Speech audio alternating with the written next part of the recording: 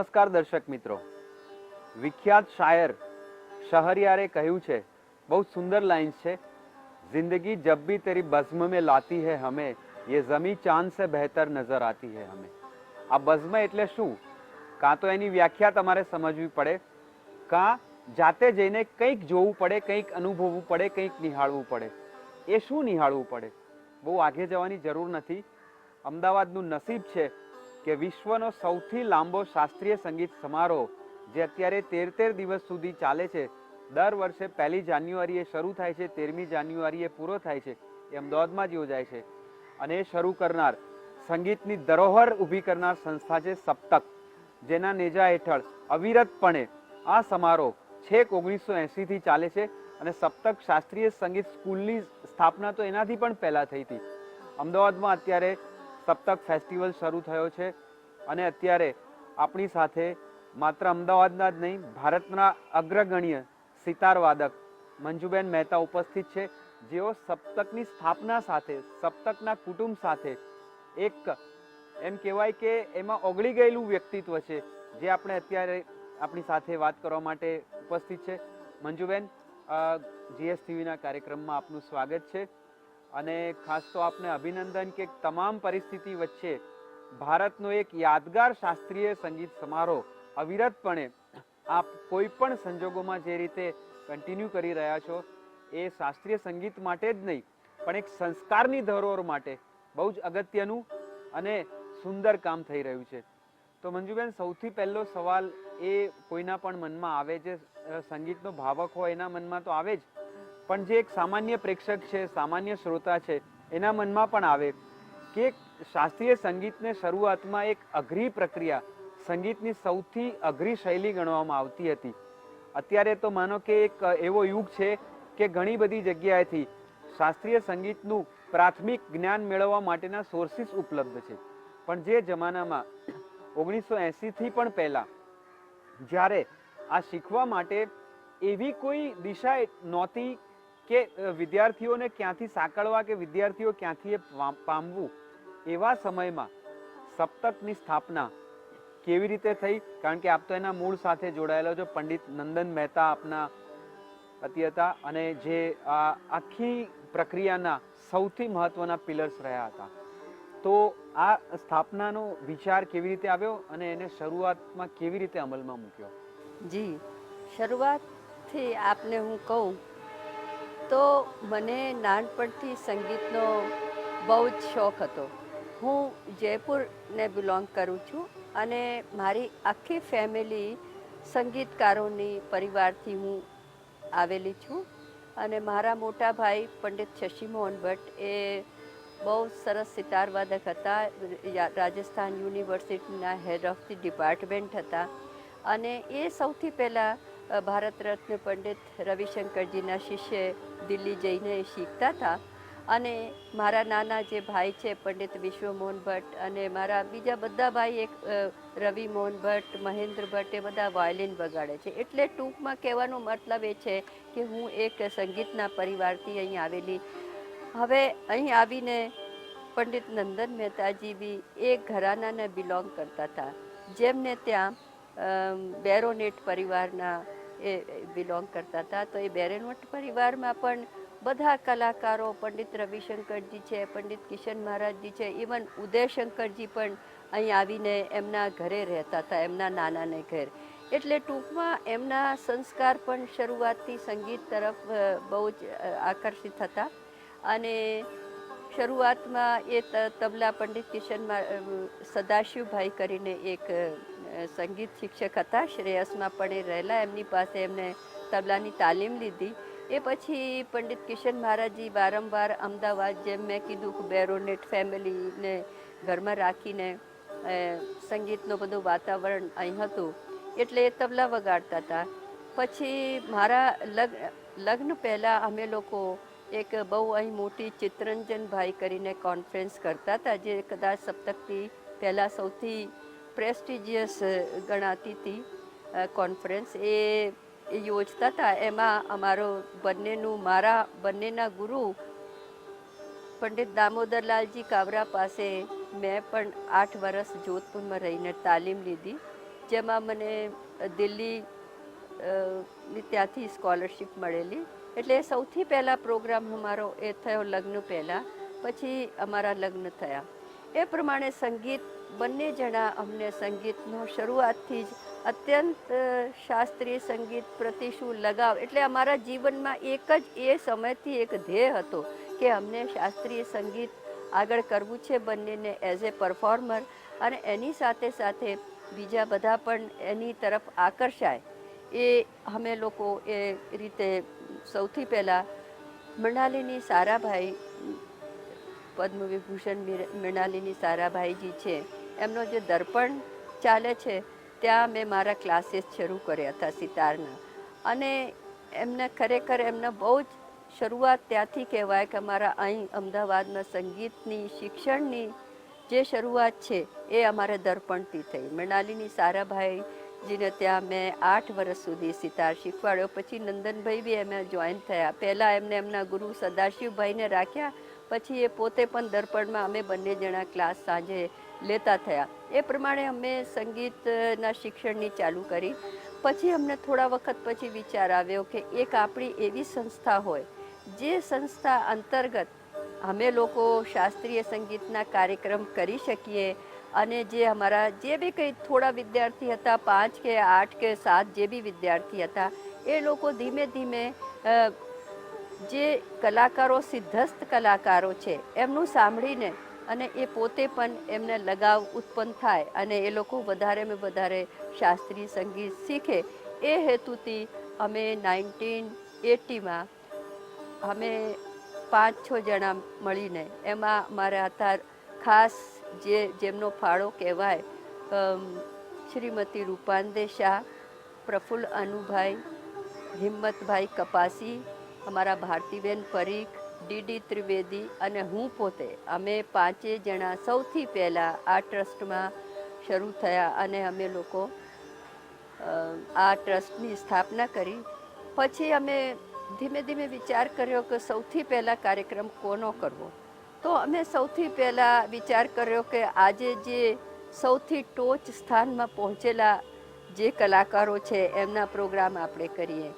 તો મેં સૌથી પહેલાં પંડિત રવિશંકરજી અને કિશન મહારાજનો પ્રોગ્રામ અમે લોકોએ વિચાર કર્યો.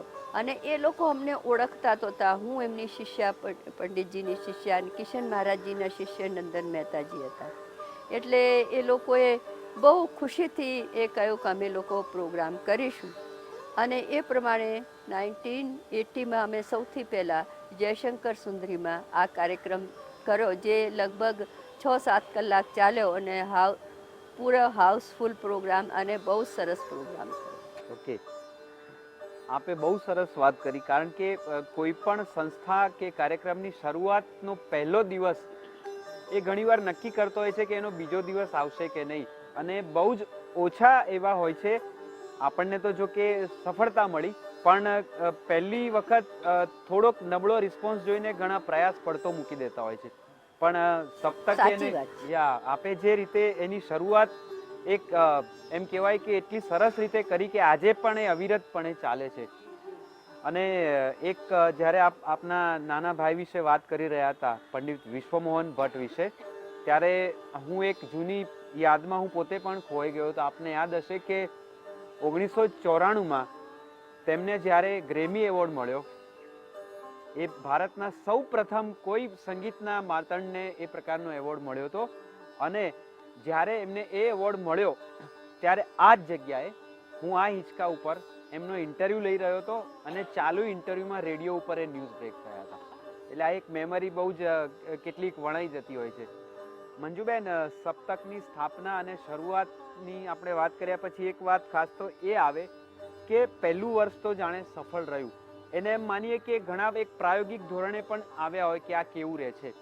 એ પછીના વર્ષોમાં ઉત્તરોત્તર જેમ જેમ આગળ વધતા ગયા એમ કેટલા નવા કલાકારો એમાં જોડાતા ગયા કે કેવો રિસ્પોન્સ રહ્યો, અને ખાસ કરીને જે પહેલા જ વર્ષથી જોડાયા એ તો છેક સુધી રહ્યા, પણ જે નવા જોડાયા એમની સાથેનો અનુભવ કેવો રહ્યો? એમાં એવું છે કે હું એમ માનું છું કે એમાં સૌથી મોટો ફાળો પંડિત નંદન મહેતાજીનો છે. શરૂઆતના દિવસોમાં મને ખબર છે એ લગભગ 100 કિલોમીટર સ્કૂટરિંગ કરતા હતા, બધાને કન્વિન્સ કરવા પ્રોગ્રામમાં આવવા માટે. પહેલાં એટલી બધી સજાગતા નહોતી અને એટલા બધા મીન્સ પર અમારી પાસે નહોતા કે અમે લોકો બહુ સારી રીતે, થોડી ગભરાટ પણ થતી હતી, ફાઇનાન્શિયલી પણ થોડી ગભરામણ અમને થતી હતી. પર એક વાત ચોક્કસ છે કે જે હેતુ, માણસનો હેતુ એ બહુ મોટો ફાળો આમાં બધા કરે છે. એમને પહેલાંથી જ કે અમારે એમાંથી કોઈ અમારે લાભ માટે અમારે નથી કરવું, અમારે આને પ્રમોટ કરવું છે બસ. આ જ શાસ્ત્રીય સંગીત, કેમ કે એ વખત સુધી મને લાગે છે કે એટલો બધો પ્રચાર ગુજરાતમાં શાસ્ત્રીય સંગીતનો નહોતો. કદાચ મને ખ્યાલ ના હોય પણ જ્યાં સુધી હું સમજું છું, એટલે એમને શરૂઆતથી એમની મહેનત જે છે, અને બીજી વસ્તુ છે કે એમના જે બધા સાથીદારો જે એમને મળ્યા એ એટલા બધા શું કહીએ કે આપણે એટલા બધા જેન્યુઇન હતા કે એ પણ એમની સાથે જોડાય. માણસ જ્યારે એવા વ્યક્તિ આપણી સાથે જોડાય ત્યારે એ કામ આગળ બહુ સારી રીતે ચાલે.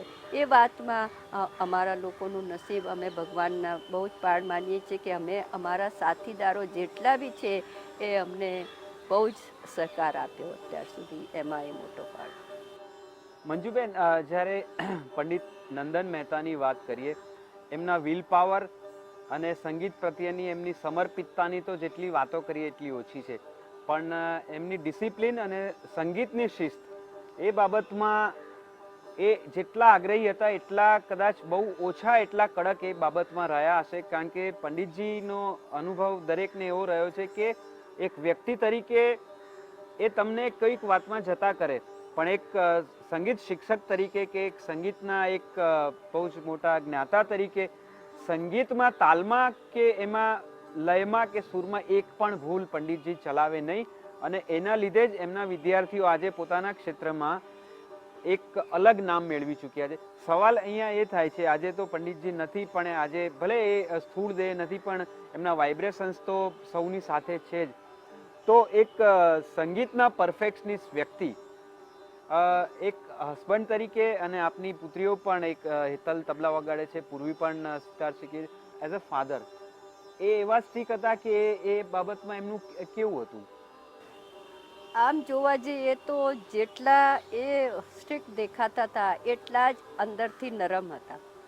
આજે એમના વિદ્યાર્થીઓને કોઈ પણ મુશ્કેલ કોઈ દિવસ હોય, ફાઇનાન્શિયલ કહો કે શારીરિક હોય, તરત સૌથી પહેલાં એ મદદમાં જતા હતા.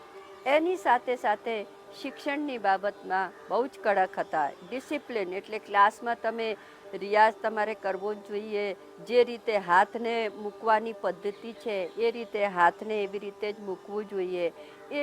એ જો બરાબર ના હોય તો એ બહુ કડક રીતે ઘણીવાર શિષ્યોને બહુ ખરાબ રીતે ધમકાવી એવી દેતા હતા. પણ એટલી વાત છે કે એમને અંદરથી બધા એમના શિષ્યો ઓળખતા હતા. પણ બીજી એમની જે ક્વોલિટીઝ હતી એઝ એ ગુરુ, એ એટલી બધી સ્ટ્રોંગ હતી કે કોઈ ખસી શકતું નહોતું. ખરી વાત છે. નંદન મહેતાજી સાથેના ઘણાના એક્સપિરિયન્સીસ આપ કહો છો એવા રહ્યા છે કે આપની વાત કેવી રીતે એમની સામે લઈને જાઓ છો એના ઉપર એમનો પ્રતિભાવ કે પ્રત્યાઘાત નક્કી થાય. એક બહુ સરસ શેર યાદ આવે છે, કોઈએ કહ્યું તો, અનફોર્ચ્યુનેટલી નામ યાદ નથી મંજુબેન, કે આસમાન में भी सुराख हो सकती है, एक पत्थर तो तमीज से उछालो यारो. એટલે તમે આસમાનને પણ તમે એક તમને આદર આપે એ હદે તમે એમાં પણ રસ્તો કરી શકો છો, પણ તમારી રજૂઆત કેવી છે એ બહુ જ મોટી વાત છે. મંજુબેન, એક સપ્તકની શરૂઆત પછી 35-34મું વર્ષ છે, આ અનેક પરફોર્મન્સ થયા છે. કેટલાય પરફોર્મન્સ આજે પણ એક હૃદયમાં જડાયેલી છબીઓની જેમ બધાને યાદ છે, જેમણે પહેલેથી જોયું છે. તો આપ તો એના પાયામાં છો, તો અને આપ પોતે પણ એક સંગીતના જ્ઞાતા છો, તો એ દ્રષ્ટિએ અત્યાર સુધી અનેક પરફોર્મન્સ થયા, એમાં આપના ચિરંજીવ માનસ પટ પર અંકાઈ ગયા હોય એવા કોઈક યાદગાર પરફોર્મન્સની વાત કરશો? જી, એમાં આમ તો સપ્તકમાં લગભગ પંડિત હરિપ્રસાદ ચોરસિયાજી, પંડિત શિવકુમાર શર્માજી, ગુરુવર પંડિત જસરાજજી, પછી મારા ગુરુજી, અનેક કાર્યક્રમ એવા આપ્યા છે કે જે અમને હજુ સુધી યાદગાર છે.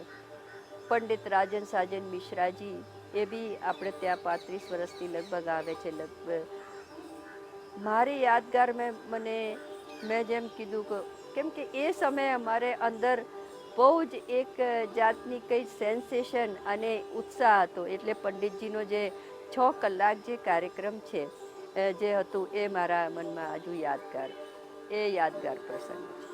એક પ્રસંગ આપને યાદ હોય તો 2005માં બેગમ પરવીન સુલતાના ગાતા ગાતા એકદમ બેભાન થઈ ગયા હતા અને આપ સૌ ટેન્શનમાં હતા અને પછી એમણે દવા લઈને ઊભા થયા પછી ભૈરવી ઠુમરી ગાયો તો યાદ સતાય દિન રૈન મિતવા. એ પણ કદાચ આપને યાદ હશે. એક મંજુબેન, બીજું એક છે કે સપ્તક શાસ્ત્રીય સંગીત સમારોહની શરૂઆતમાં ઘણા બધા યુવા કલાકારોને તક આપવામાં આવી. તો સૌથી મહત્વનો મુદ્દો એ ઊભો થાય છે કે પહેલા જે યુવા કલાકારોને અહીંયાથી જે સ્ટેજ મળ્યું એમાંથી કેટલા ટકા કલાકારોએ એ સાધનાને આગળ ધપાવી અને આજે આટલા વર્ષે પણ એની સાથે જ છે અને સંગીતમાં, શાસ્ત્રીય સંગીતમાં એક નામ પોતાનું બનાવ્યું છે, અથવા તો કેટલા શાસ્ત્રીય સંગીતની સાધનાને અઘરી માનીને વચ્ચેથી છોડી ગયા? આ બહુ જ એક સવાલ છે. એમાં તો હું કહું તો ત્યાં સુધી મેં જે અત્યારે કલાકારોના નામ લીધા એ લોકો તો એટલી મહેનત, એ આજે પણ એમનું જે અત્યારથી પહેલાં જેટલું નામ હતું આજે પણ આટલું નામ છે. એ લોકો તો સતત આગળ વધતા જ ગયા. એમની તો બધી જે શું કહીએ છીએ એને સન્માન વધતા જ ગયા. અને ઘણા યંગસ્ટર્સ પણ જે લોકો અમારે ત્યાં એ ટાઈમથી આવે છે, આજે ઘણા લોકોએ બહુ નામ કર્યો છે. એક ખાસી બહુ મોટી સંખ્યામાં એ લોકો છે. પણ મંજુબેન, આમ ઓન એન એવરેજ જોવા જઈએ તો આ 35 વર્ષમાં સપ્તકના સ્ટેજ ઉપર 10 વર્ષથી લઈને એમ કહેવાય કે જેનું પહેલું પદાર્પણ થયું નાની ઉંમરમાં, એ 10 વર્ષથી લઈને 20 વર્ષ, 22-25 વર્ષ સુધીના કલાકારોએ પરફોર્મ કર્યું છે. તો એની સંખ્યા અત્યાર સુધીમાં કેટલી, એવા કેટલા કલાકારો સપ્તક ઉપર પરફોર્મન્સ કરી ગયા છે? લગભગ 1000 સ્ટુડન્ટ્સ બીજા જે કલાકારો ભાગ લે છે. હા, એટલે મારો સવાલ એ છે કે એ જે 1000 વિદ્યાર્થીઓ કે સ્ટુડન્ટ્સ અત્યાર સુધીમાં સપ્તકના સ્ટેજ ઉપર નાની ઉંમરે આવ્યા, આપ તો દરેકને વ્યક્તિગત રીતે પણ મૂલવતા હશો. આજે અમારે ત્યાં જે આ નાનપણથી જ આ નીલાદ્રીજી છે, આજ નામ થઈ રહ્યો છે. પછી આપણે પૂર્વાયન ચેટર્જી છે, પછી આપણે કુમાર બોસ, પંડિત કુમાર બોસજી બી અમારે ત્યાં બહુ નાના હતા ત્યારેથી આવતા હતા. આજકાલ હવે પંડિત રાજન સાજન મિશ્રાના રીતે જ રજનીશ નાના છે. મારી દીકરી પોતે હેતલ પૂર્વી, એ લોકો બી બહુ સારી મહેનત કરી રહ્યા છે અને એ લોકોનું બી બહાર નામ છે. પછી તબલામાં બી બહુ છે. સંજુ સહાય છે, એ બી આવી રહ્યા છે. એ બનારસ ઘરાનાના પંડિત પૂરણ મહારાજજી છે. એ સમય તો બધા નાના નાના હતા. આજ તો એ લોકોનું બહુ જ નામ છે અને બધે બહુ જ પ્રોગ્રામો, કાર્યક્રમ થયા છે. મંજુબેન, અત્યારના યુગમાં જ્યારે કમિટમેન્ટ ઓછું થતું જાય છે ત્યારે સપ્તકનું સ્ટેજ અને સપ્તક જેવી સંસ્થા એક આદર અને સન્માન એ બેને જોડતી ગુરુ શિષ્ય પરંપરાને જીવંત રાખવા માટે આજે પણ એટલું જ કામ કરી રહી છે જે શરૂઆતમાં એનો ઉદ્દેશ હતો. તો આ ગુરુ શિષ્ય પરંપરા અહીંયા જળવાઈ રહી અને જળવાતી રહેશે, એના સત્વ આપના મતે કયા છે? એમાં સૌથી પહેલાં તો એ છે કે આજકાલ જે જમાનો છે એ હિસાબથી શું છે કે બધાને આ એઝ એ કેરિયર લેવામાં બહુ મુશ્કેલી અનુભવે છે બધા વિદ્યાર્થી. કેમ કે ગુજરાત મેં યુનિવર્સિટીઝ કે સ્કૂલોમાં શાસ્ત્રીય સંગીત એઝ એ જુદા વિષય નથી, એટલે લોકો એને જીવિકાને માટે આ વસ્તુ કરતાં થોડા ખચકાય છે. કેમ કે એમાં સખત મહેનત 10-20 વર્ષ જ્યારે શાસ્ત્રીય સંગીતમાં કોઈ સખત મહેનત કરે ત્યારે થોડું આગળ આવી શકે છે. અને આજકાલના યુગમાં જોઈએ તો ભણતરની બી બહુ બાળકોમાં બોજ છે, ભણતરનો બોજ હોય પ્લસ કમાવાનો બોજ હોય. પણ એક વસ્તુ છે કે અમે લોકો જે રીતે સપ્તકના શિક્ષકો બધા એ વિદ્યાર્થીને જે રીતે પેશન્સથી શીખવાડે છે અને કોઈ એમની પાસેથી બીજું કોઈ લાભની આશા વગર એ લોકો એમની પાછળ મહેનત કરે છે, અમારા બધા જ ગુરુઓ. એ બહુ મોટો એમાં ફાળો કહેવાય. અને એમને જરૂર પડે તો જુદા જુદા પણ માર્ગદર્શન અમારે ત્યાં જ પ્રિમાઇસીસમાં આપવામાં આવે છે કે જે કોઈ હોશિયાર વિદ્યાર્થી હોય એને જુદા માર્ગદર્શનની જરૂર હોય તો બિના મૂલ્યે બધા જ અમારા ગુરુઓ એમને માર્ગદર્શન આપે છે. એ વસ્તુ બહુ મોટી છે. બરાબર મંજુબેન. અને બીજું કે 15 વર્ષ પહેલા શાસ્ત્રીય સંગીત ક્ષેત્રે કેરિયર બનાવવા માંગતા એક યુવા કલાકાર માટે જે એમ કહેવાય કે કારકિર્દીને પ્રોફેશનલ લેવલે બનાવવા માટે, આર્થિક ઉપાર્જન માટે પણ જેટલા વિકલ્પો ઉપલબ્ધ હતા, મર્યાદિત હતા, એના કરતાં આજના યુગમાં હવે વિશ્વ એક પ્લેટફોર્મ છે અને તમામ રીતે એપ્રિસિએશન મળે છે.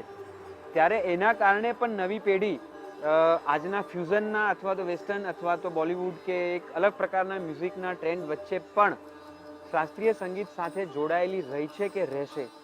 જી, શાસ્ત્રીય સંગીત જોડે જોડાયેલી રહેશે અને અત્યારે પણ છે. કેમ કે લોકોને એ ધીમે ધીમે સમજ પડવા માંગી છે કે મૂળમાં તો શાસ્ત્રીય સંગીત છે, એનો જ્ઞાન તમે જો પ્રાપ્ત કરો તો એ પછી કોઈ બી તમે બીજા એની બ્રાન્ચમાં જશો તો એ તમને એમાં એ વસ્તુ તમારે કામ લાગવાની છે. પાયા જેનું કહેવાય છે પાયો, જો પાયો જ નહીં હોય તો ઇમારત ક્યાંથી ઊભી થશે? તો એ શાસ્ત્રીય સંગીત એક પાયો છે કે જેને તમે મજબૂત કરશો તો તમે બીજી કોઈ બી સંગીતની બ્રાન્ચમાં જશો તો તમે એમાં સારું કામ કરી શકશો. અને તમારું નામ બહુ જ મહત્વની વાત કરી આપે, કારણ કે શાસ્ત્રીય સંગીત એ પોતાની અંદરથી પ્રગટતી ઈચ્છા છે, એ ફોર્સફુલી થતું નથી. તો અન્ય પ્રકારનું મ્યુઝિક શીખવું એના માટે જે એપ્લિકેશન જોઈએ માઇન્ડની, અને શાસ્ત્રીય સંગીત શીખવા માટેની જે ડિસિપ્લિન જોઈએ, તો બીજા સંગીત શીખવા કરતાં શાસ્ત્રીય સંગીત શીખવા માટેની કઈ વધારે ડિસિપ્લિનની જરૂર હોય છે? જો એમાં એક વસ્તુ છે કે થોડું આમ હું માનું છું કે અંદર જો વ્યક્તિમાં મ્યુઝિકના સંસ્કાર હોય તો એ જરૂરી છે. એના વગર થોડી અઘરું થઈ જાય છે. એ મોટી વસ્તુ એ છે. પછી એ ખુદ કેટલું સાંભળીને એને પોતાને તૈયાર કરે છે. સારા ગુરુની સાથે સાથે સારા ગુરુ મળવા પહેલી વસ્તુ બહુ જરૂરી છે. એ સિવાય પછી ખુદ સ્વયં એ વસ્તુને આગળ લાવવા માટે કેટલું સાંભળે છે, કેટલું એમાં ચિંતન કરે છે, કેટલો સમય એમાં ફાળવે છે. કેમ કે એમાં સમયનું બહુ જ મહત્ત્વ છે. એના માટે શાસ્ત્રીય સંગીતને કોઈ પણ સંગીતને ફિલ્ડમાં જવા માટે સતત રિયાઝની જરૂર હોય છે. એટલે એ ફાળો ખાસ હોય. બરાબર છે. મંજુબેન, આપ તો એક રાષ્ટ્રીય દરજ્જાના સિતાર વાદક છો અને જેના તમામ સાક્ષી છે. એની સાથે આપ સારું ગાઓ છો પણ ખરા. જે સામાન્ય રીતે આપ સ્ટેજ ઉપર ઓછું ગાતો હોય છે, પણ જ્યાં સુધી સંગીત સાથે જોડાયેલી વ્યક્તિઓને ખબર છે આપ બહુ જ સારું ગાઓ છો પણ ખરા. અને જ્યાં સુધી થોડીક ખબર છે, આપના ફેવરિટ રાગોમાં ભૈરવી, સોહની વગેરે છે. તો જીએસટીવીના શ્રોતાઓ માટે આપ કોઈ ભૈરવી કે સોહિનીનો કોઈ આલાપ જો આપને અનુકૂળ? અસલમાં એવું છે દક્ષેશભાઈ કે કોઈ બી ઇન્સ્ટ્રુમેન્ટ વગાડવા માટે તમારો જે પાયો ગાયનનો હોવો જ જોઈએ.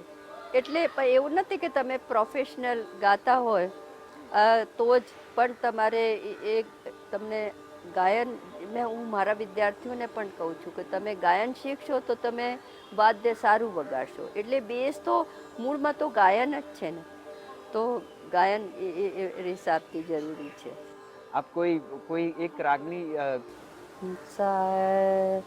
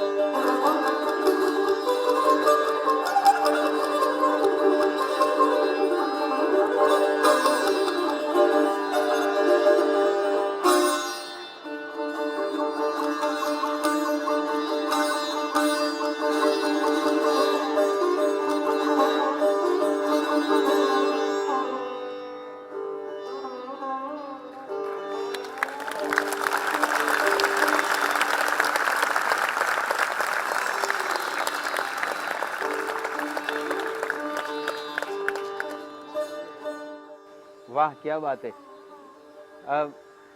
દર્શક મિત્રો, સંગીતની પ્રસ્તુતિ એ આત્માથી થતી હોય છે, પછી એ ઇન્સ્ટ્રુમેન્ટ હોય કે વોકલ હોય. સંગીત જેના ડીએનએમાં કે જેના અસ્તિત્વમાં સમાયેલું છે, એના માટે એની અભિવ્યક્તિનું એક માધ્યમ કોઈ પણ હોય, જે મંજુબેને અત્યારે આપણને તાદ્રશ્ય રીતે બતાવ્યું.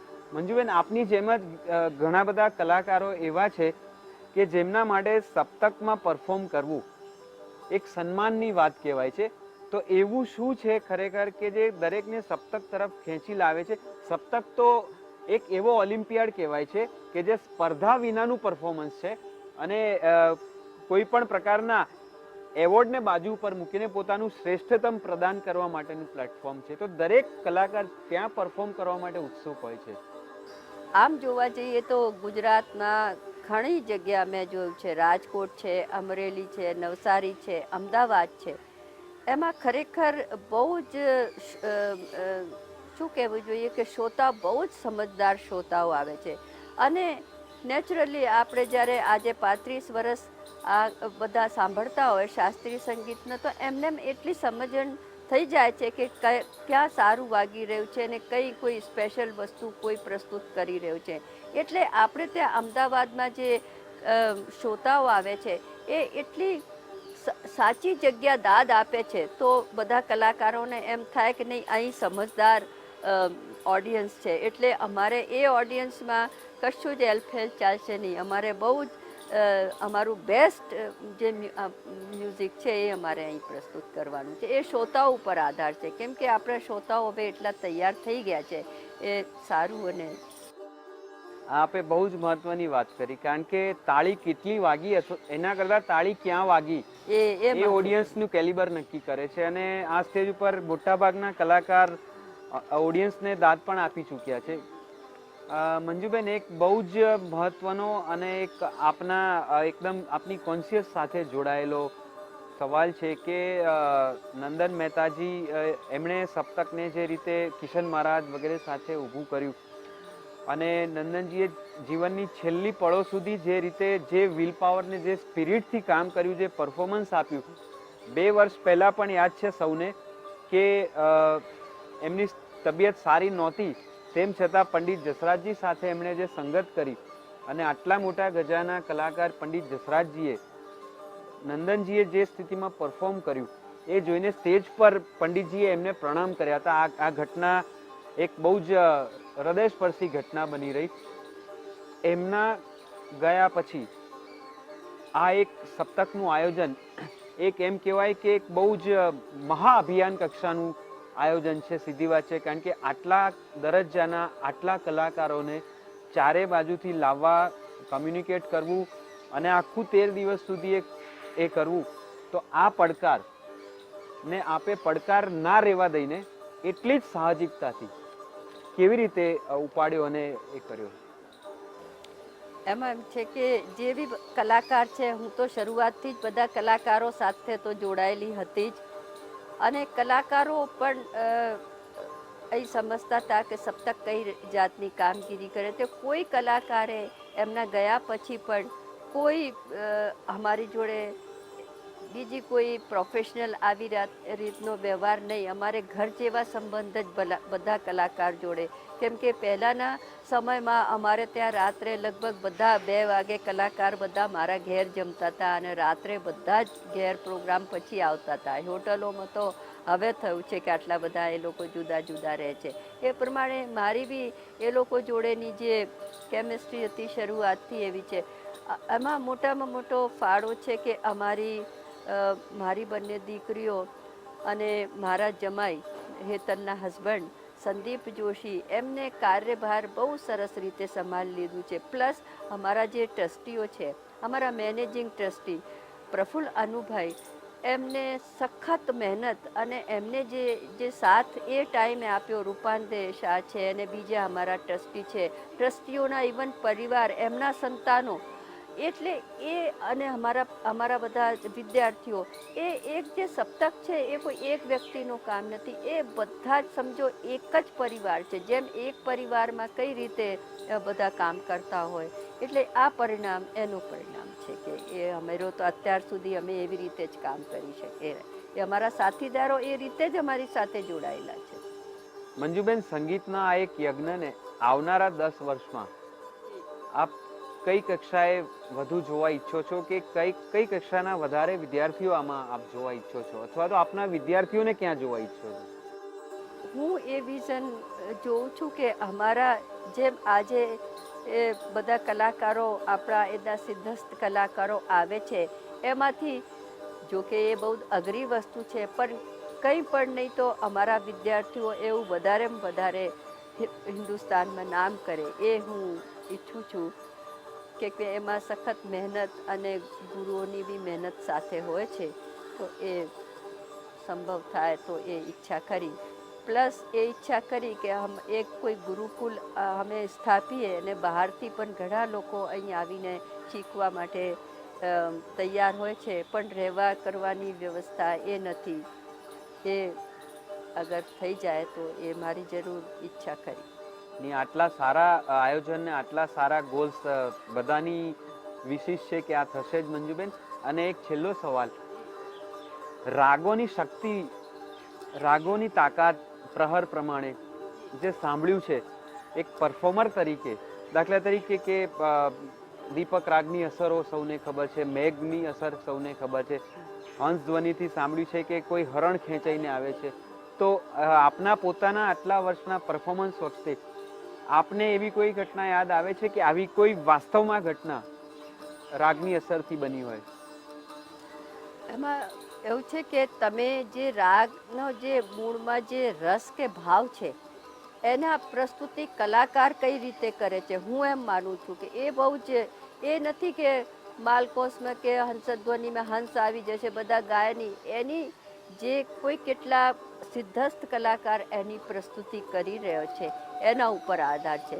થોડા વખત પહેલાં મને યાદ છે કે અમારે ત્યાં પંડિત સંગીત માટે પંડિત જસરાજજીએ કયા સિઝનમાં, એ આજકાલ તો કે ગ્લોબલ વોર્મિંગના લીધે ગમે ત્યારે વરસાદ પડે છે અને ગમે ત્યારે, પણ એ સમય એવો નહોતો કે ગમે ત્યારે વરસાદ પડે, છતાં જનવરીમાં પંડિત જસરાજજીએ મેઘ કે મિયા મલ્હાર ગાયેલો, તો ખરેખર એ સમય વરસાદ ચાલુ થઈ ગઈ હતી.